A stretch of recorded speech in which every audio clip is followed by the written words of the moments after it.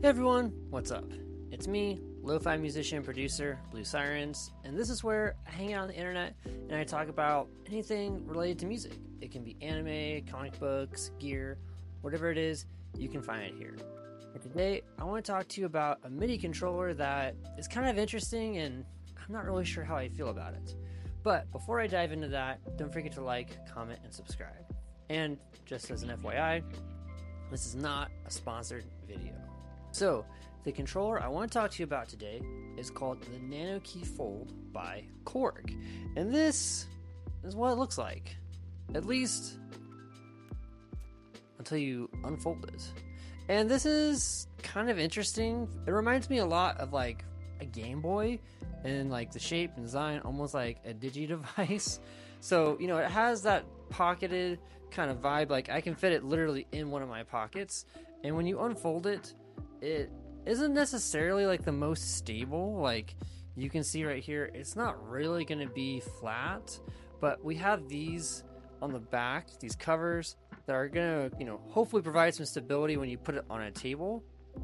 And the hinge doesn't necessarily feel like it's the most sturdy, but it has magnets that keep it together, so you can kind of like know it's going to stay together if you have it in a backpack.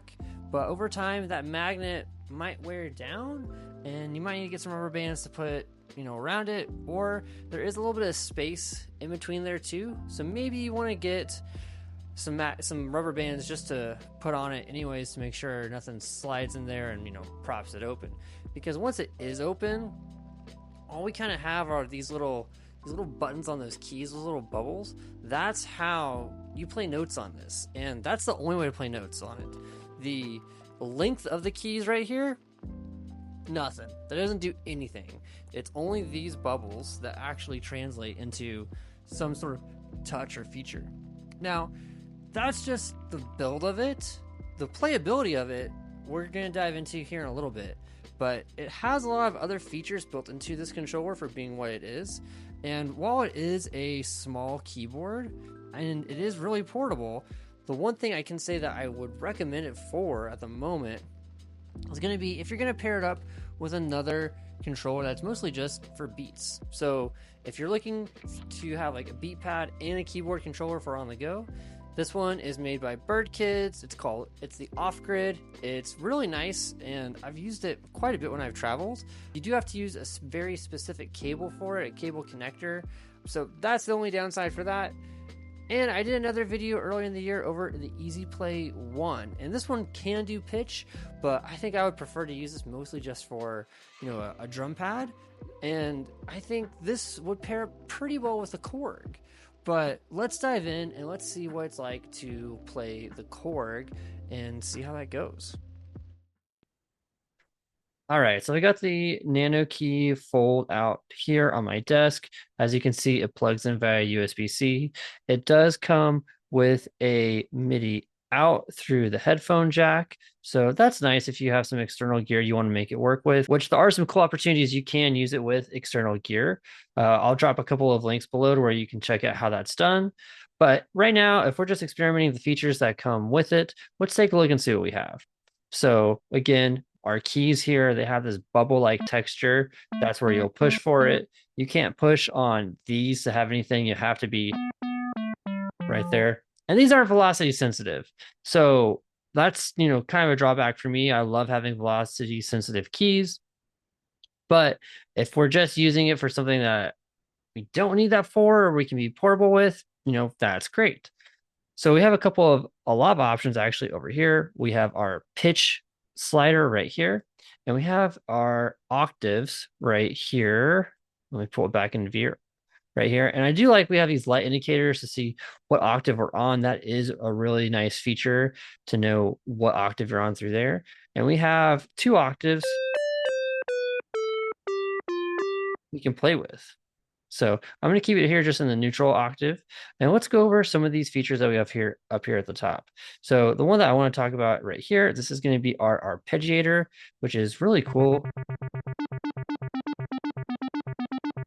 That we can just turn that on really fast right there. No need to go into your DAW.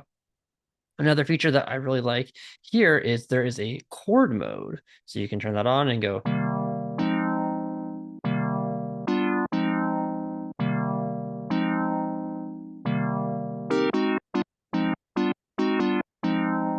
And then you can also actually split your keyboard up into having chords and keys going over here. And we're going to turn that on just by clicking this button right here.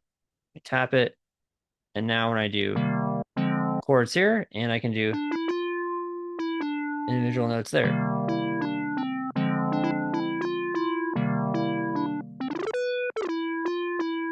So that's actually pretty helpful, especially if you kind of don't have as many options to loop things. If you can do a simple melody with it, you can play around with that, see what that kind of sounds like.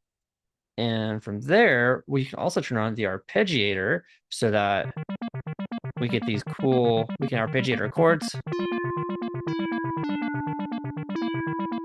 and have our notes go over the top. And we can also, let me turn off our arpeggiator real quick. We're going to turn off our split right here. One thing we can do that I really like is that we can also put this into a specific key and also have it still be in chord mode, which is a really unique thing that they have going on here. So I'm going to hold this button right here and I'm going to select key, and then I'm going to do the key of C, and now we'll be in the key of C. And if I turn chord mode on, sounds like the same chords we had before. But one thing I like is that if I play a note like this one that's not in the key, it does a different voicing of that key, which is pretty cool. So let me do it over here. If I do similar, same chord, just a different voicing.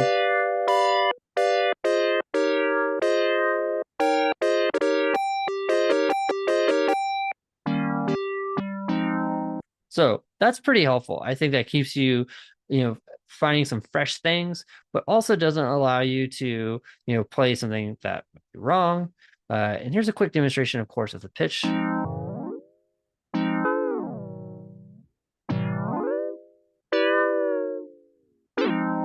the mod. So there are a lot of cool things that this packs into when it comes to like features for a keyboard. And I think there's a lot of opportunity where you can really make this work for what you need. But the biggest drawback that I have at the moment for just the features that it has is it's just not velocity sensitive keys. But I love the chord mode. I love the arpeggiator right here. And I love that I can split this into chords and keys if I really want to quickly just do a comparison side by side, because playing a chord on this, if I take this out of chord mode, it's kind of tough to do a chord on here. But for electronic musicians or people that can do pretty well with just pushing one button at a time, I think this will work out pretty cool. All right, and that is the Nano Key Fold by Korg. Now, I do have to say, despite, all the features it does pack, I feel like the price point isn't really there for me because this doesn't feel that sturdy. This is about $100, $120, I believe was what I got on Amazon for, and it just doesn't really hold up. I think I would be a little hesitant, like I said before, to travel with it because, something you can inside this little crack right here, magnets wear down, but really for me, it's this hinge. The hinge doesn't really feel that sturdy, and I've heard other musicians say something similar, and I was like, let me check it out for myself, but I've got to agree with them. I think the fold design is really nice, and this makes it super portable, and you can use this for so many different things when you're traveling. But I want a keyboard that's going to be firm and not feel like it's going to bend or break whenever I'm just unfolding it to use it. So Korg, while I think this is a great idea, maybe in the future, instead of having it be the Nano Key Fold, maybe have it be the Nano Key Slide and incorporate, something kind of like how the Nintendo Switch has, where you just slide the pieces together and, it connects to the overall controller. Maybe you can separate these out and have them slide in to where they will connect in, and they can still have the magnets on the end so that they can stay together. But I think a slide feature would make it be a little bit more sturdy, and you can put more of these rubber stops on the inside here to make sure it's going to be firm when people are playing it. But that's just what I think would be a really cool feature in the future. I think right now, for the price point, I don't think this is worth it for a lot of people, just because of that reliability on the hinge doesn't really feel like it's that sturdy. And I bet if you did do something like the Nano Key slide, like I mentioned, great idea, feel free to take it. But if you did something like that, I imagine that would actually increase the price point from, maybe $100 to $150 probably, which I would actually probably pay for that, because that's what really would make me want to use this device more and for traveling, because space is pretty limited when you travel. I just got back from a trip from Canada, and I was bringing around a full small, keyboard that was maybe 24 to 40 keys in a backpack, and it took up a lot of space. But if I could throw this in a backpack, that's plenty of space I can use for either other gear or some souvenirs, or anything to kind of like set the mood. If I'm doing a video, have some little knickknacks in it. This saves me tons of space, but I don't really think I want to take it with me because of how sturdy the hinge is. It's not that durable, it feels. So it's really tough for me to tell someone, hey, I think you should definitely get this if you're traveling. I think it has potential, but it's just one of those things where it's like, hey, you can buy it and see how it goes and then go from there.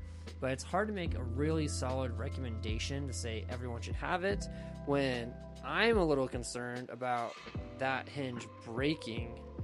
So that's my honest review. I think it has some great features and it plays really well, but overall, I think this is a hit or miss. It really just depends on you and your setup and how you travel.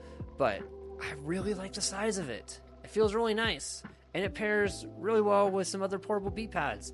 But it's just not a home run for me. I like the idea, Korg. I think we can innovate a little bit more. Maybe do a Korg Nano Key split or slide, kind of like how I mentioned. Maybe that's something that's in the works. Until then, I just have to give this an okay kind of review.